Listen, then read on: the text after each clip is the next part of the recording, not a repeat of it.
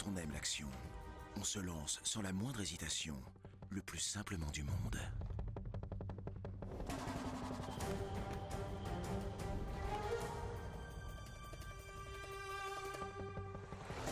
On aime que ça avance.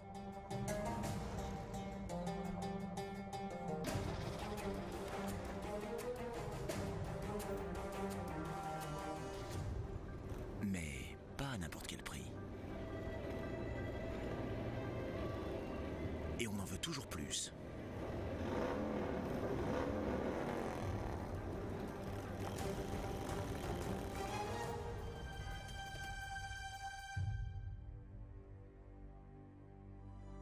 Sur Bing.fr, la bourse en ligne, c'est simple, moins cher, performant et spécialement conçu pour les investisseurs actifs. Bing.fr, vous allez aimer l'action.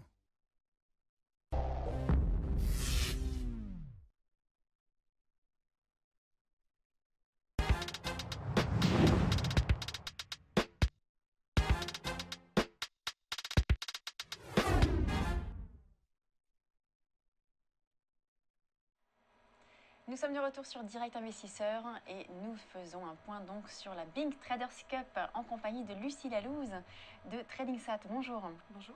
Alors on va parler, donc cette Bing Traders Cup, c'est une compétition donc, qui oppose 7 experts de trading du 6 octobre au 28 novembre. Et Lucie, donc vous avez été, la semaine dernière, vous avez fait une belle performance, hein, plus de 36% la semaine dernière. Ouais. Alors expliquez-nous un petit peu cette performance. Alors en fait, ça s'explique surtout par le fait que la première semaine, j'ai déjà perdu 25%. Il y avait une très forte volatilité sur les marchés ont fortement corrigé. En fait, le concours a commencé. C'était oui, le timing était juste parfait. donc du coup, en fait, comme moi j'investis sur des actions françaises et que j'utilise l'effet de levier via le SRD. Alors quel effet de levier utilisez-vous? Ça dépend, 2, 4, 5. Enfin, en général, là, j'essaye plutôt d'utiliser un effet de levier de 4. Donc en fait, la première semaine, j'ai été un petit peu en difficulté, mais j'ai réussi à limiter les dégâts. La valeur qui m'a mis le plus en difficulté, c'était Vallourec.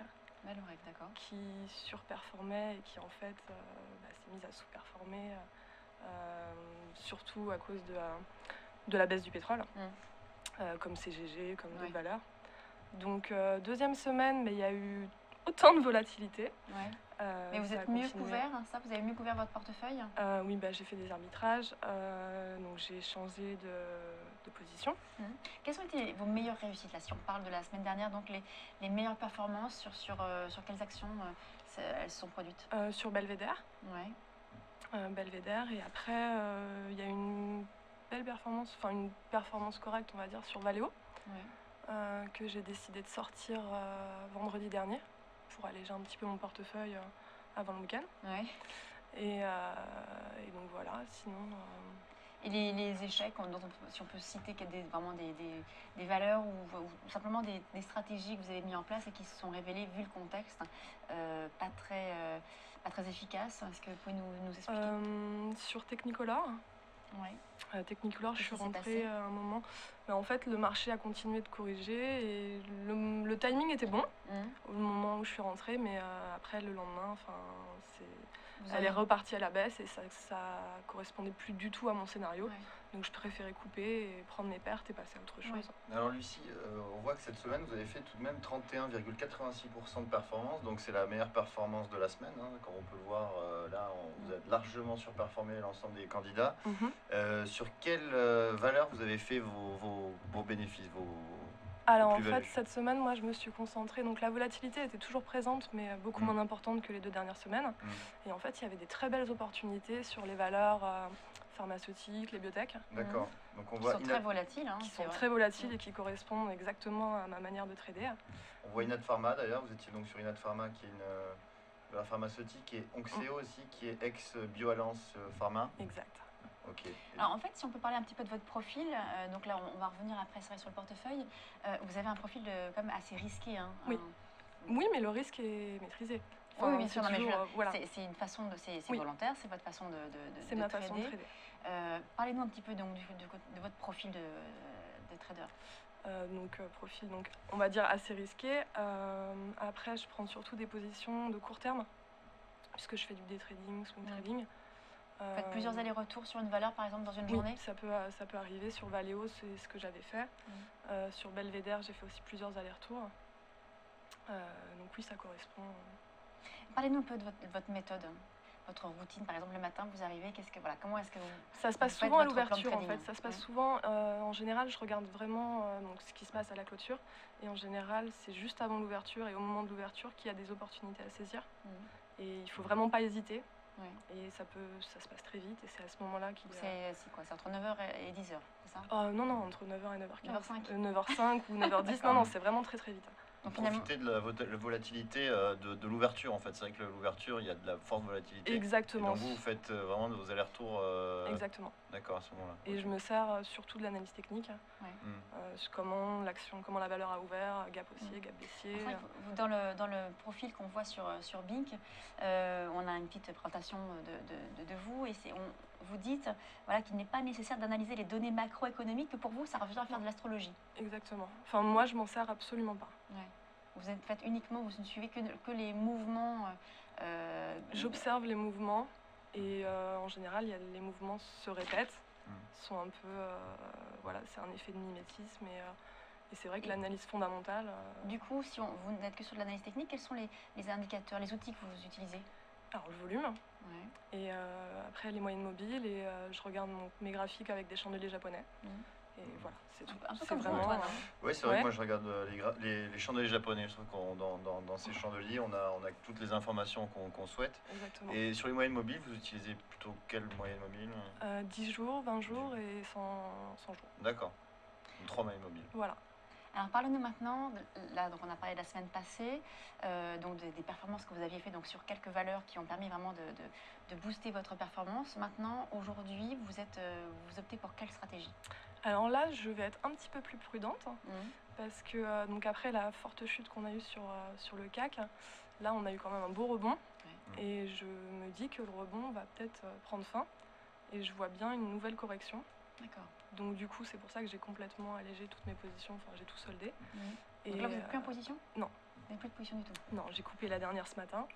Et donc qui était 11,0. Il me restait encore un peu d'11,0. On voit d'ailleurs que 11,0, ça vous a rapporté une plus-value de 8,90% en performance. Qui est pas négligeable. Pas mal, Et donc du coup, vous allez attendre quoi pour revenir sur ces valeurs? Sur d'autres valeurs d'ailleurs, peut-être qu'il faut regarder d'autres valeurs.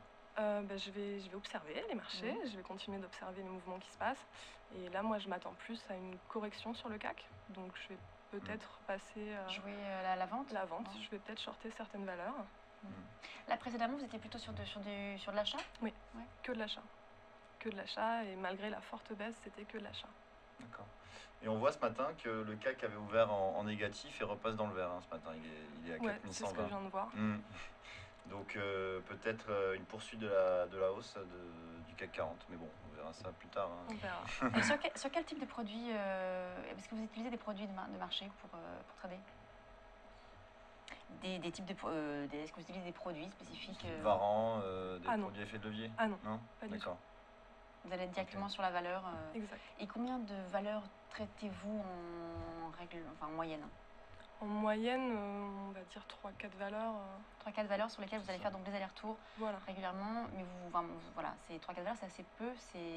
S'il y a un secteur particulier, vous avez parlé de la pharmacie, des biotech, est-ce qu'il y a d'autres secteurs que vous suivez particulièrement? C'est un secteur que j'aime bien. C'est mon secteur privilégié. Comment est-ce que du coup la sélection des valeurs, est-ce que ça va être par rapport à des critères spécifiques? Vous avez parlé du volume tout à l'heure. Les volumes vont être très importants, les mouvements, et c'est principalement l'analyse technique. Et voilà. Effectivement, le secteur de la pharmacie a vraiment surperformé ces derniers temps. On l'a vu avec Sanofi, qui était une des meilleures performances du CAC. Et Sanofi, d'ailleurs, vous ne l'avez pas mis en portefeuille? Non. Pour quelle raison? Il y a raison technique. Voilà. D'accord. Ça correspond. Il y avait c'est vrai c'est un secteur en plein boom, c'est vrai, ce secteur. Alors, on va faire Là, vous nous dites que donc, du coup, vous êtes sur des secteurs, plutôt le secteur pharmaceutique, que vous allez suivre un petit peu en fonction des volumes et de critères graphiques, finalement, les valeurs. Donc là, aujourd'hui, vous n'avez pas de petites pistes à nous donner pour nos téléspectateurs de valeurs que vous allez suivre? Je vais suivre, en fait, je pense que je vais suivre celles qui ont le plus rebondi ces derniers jours. Pour jouer donc du coup la vente. Pour jouer la vente. Et donc ça pourrait être lesquels? Ça pourrait être Alcatel. Ah oui. Ouais. Ça pourrait être Valeo. Donc on reste quand même toujours un petit peu dans les mêmes valeurs que vous aviez la semaine dernière. Oui, puisque c'est celles qui au final là ont le plus rebondi et pour moi qui pourraient le plus corriger si le CAC donc là, se retourner. Du coup là pareil, vous utiliserez aussi un effet de levier de 4 comme vous disiez tout à l'heure. Exactement, pareil.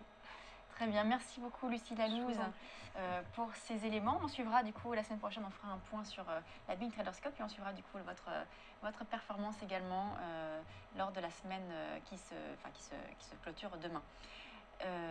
Voilà, c'est la fin de ce point de la Bing Traders Cup. Merci beaucoup. Merci.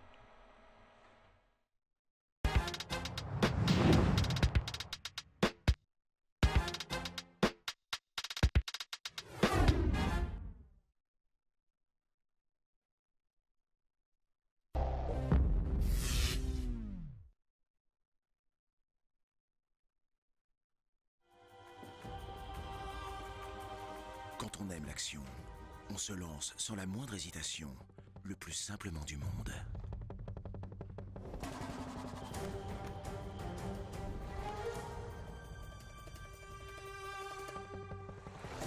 On aime que ça avance.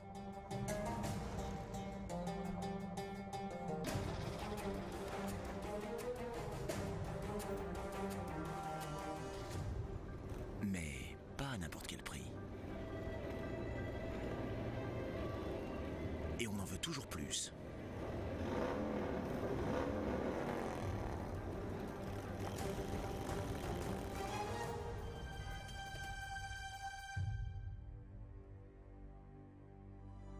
Sur Bing.fr, la bourse en ligne, c'est simple, moins cher, performant et spécialement conçu pour les investisseurs actifs. Bing.fr, vous allez aimer l'action.